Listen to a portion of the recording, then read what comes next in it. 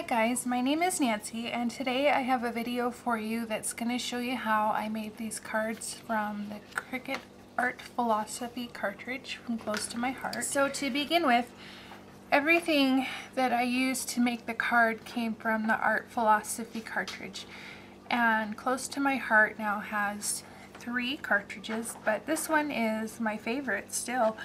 I love it because there's so many parts and pieces that you can use for card making.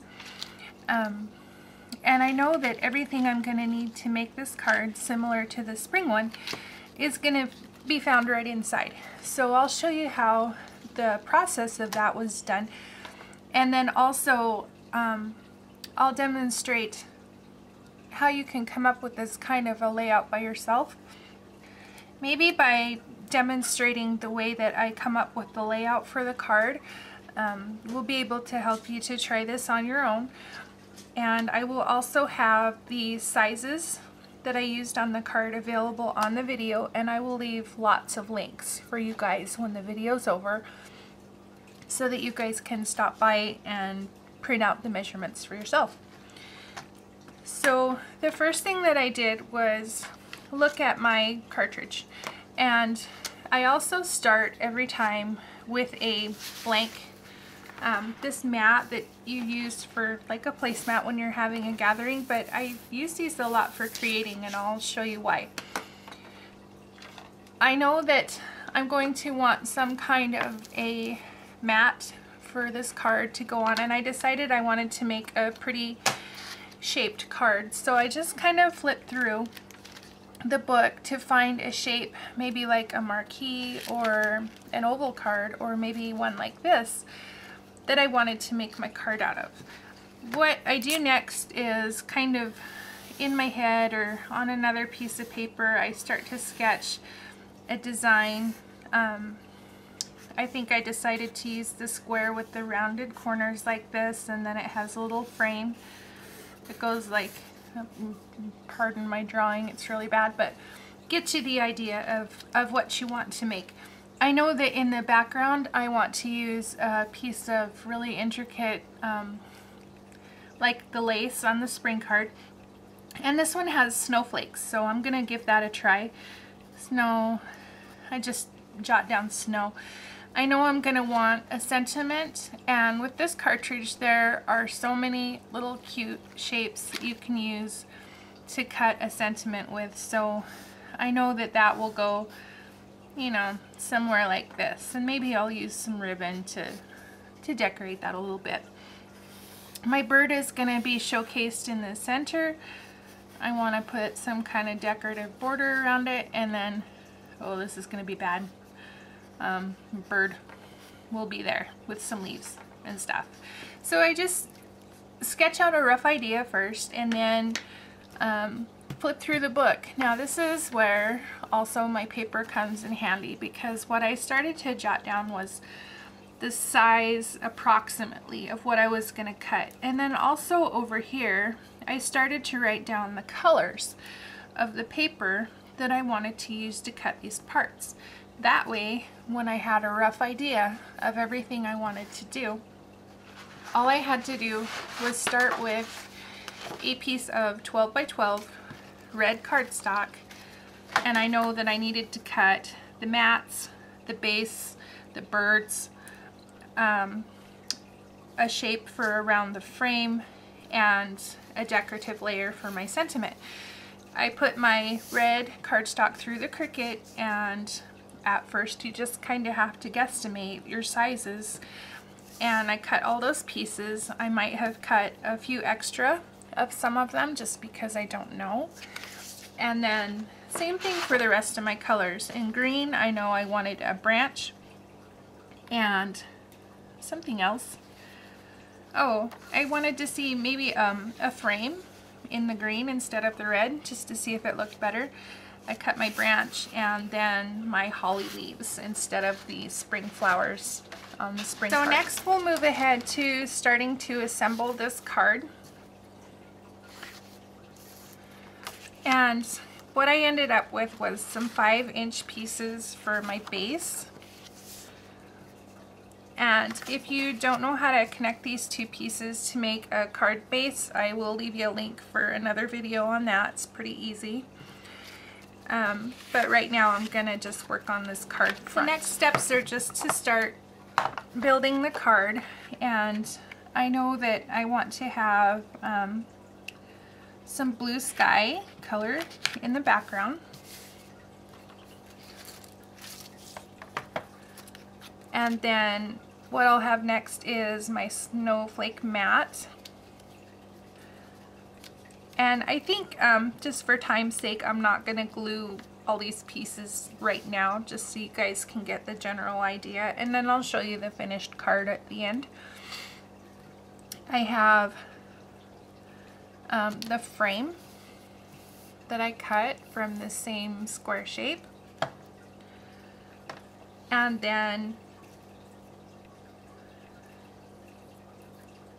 the kind of the fun part about this is just deciding, you know, what you want to do next, and that's what I really enjoy about it. Is, for instance, I cut a red frame to go around this circle, and then I also cut a green frame, and I can just kind of play with it for a while and decide which one I like better. I can't say for sure I know yet which one I'm gonna do. I have my sentiment frame for there, and then my branch, and then like I say, I'll leave you guys all of the sizes for these so you can look for yourself later on. I did my bird in red to make a cardinal instead of a spring chickadee, just to see. And then his wings, I did cut his wings bigger, just kind of like on the chickadee, because I like the wings better, a little bit bigger.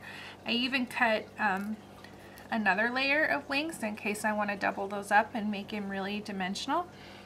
And then cardinals have, you know, that cute little thing on their head, that kind of a crest, or maybe I guess you would, if you're a bird person. So I'm going to fit that on there somehow too, just to give him a little bit of a decoration. And then I cut lots of these little holly leaves at different sizes. I did like an inch and a quarter, I think. And then you can just, again, you just play with these and place them and see how you want. So I'm about midway through the assembly process on this card right now, and I just wanted to take a second to show you guys that this liquid glue is a really good choice. You can use some Tombow glue or our brand of this blue liquid glue in the little pen shape or the brush shape to help you to assemble those really small parts to each other. And don't be afraid to use a lot of it. Use enough dots so that all of these small pieces of paper are going to stick together really well, and your card won't fall apart. Because that's something I always worry about. And take your time with it and just spend a lot of time putting it together, and that helps a lot too. I'll also show you that in choosing a sentiment for this card, I already have my little sentiment piece cut out. And I just kind of went through some of my favorite Christmas stamps, trying to decide which one I wanted to use. And I used it. The nice thing about these clear acrylic stamps is you can just kind of lay them out to make sure that that's going to fit where you want it to. And I think this one's going to be perfect. Another step that I like to take on these kind of cards where you spend so much time working on them is it's just the little extra touches that you put in that really make your card special. And so rather than do a plain stamped sentiment, which would probably be fine, I'm gonna go the extra step and use some of this really pretty gold embossing powder and heat emboss it just to give it an extra nice look. Here's another fix idea that I thought I would share because I do this quite frequently on this kind of a project. when you layer your pieces, sometimes you have a little bit of a white edge that's sticking out, and just to clean that up a little bit, I love to use our little pigments and just go around the edges. Just dress them a little bit, and what that does is it just blends the white into the red. It gives it such, I think it's a cleaner look. The finished look is a lot neater when you go around and just clean your edges like that a little bit. I also use this eraser quite a lot for cleaning up my little gloober mistakes, place where your glue slopped off when it's not supposed to. I wanted to record a little bit of this part where I'm using my liquid glue to put the leaves onto the card around the bird and the sentiment, and I just wanted to make sure that the leaves are not overlapping the sentiment area too much. I did put that down first so then I could place my leaves later, just to give it a little bit of dimension so that it hangs over the edge of parts, but of course I don't want it to cover the words. So I just have cut lots of these little holly leaves, and I'm gonna place them around wherever they look best. And you can alternate the smaller size and the bigger size leaves if you want to, just to get the look that you like. There's not really much rhyme or reason, I guess is what I'm saying, to where these leaves go. You just cut all the leaves out individually and place them just according to how you like. So I finished up, and I just wanted to share with you guys a couple of extra finishing touches. I did go around all the edges with my pigment ink to cover up a little bit of the layers where I attached the blue and the white. I added some insides to my card and attached the pieces together. And then there's a couple of small elements that I added, like a little bit of twine here and some leftover sparkles, especially for his eye and around the little scallop shaped frame. And I added a little bit of black to his face so that you can see that he's a cardinal, and a little black sparkle for his eye.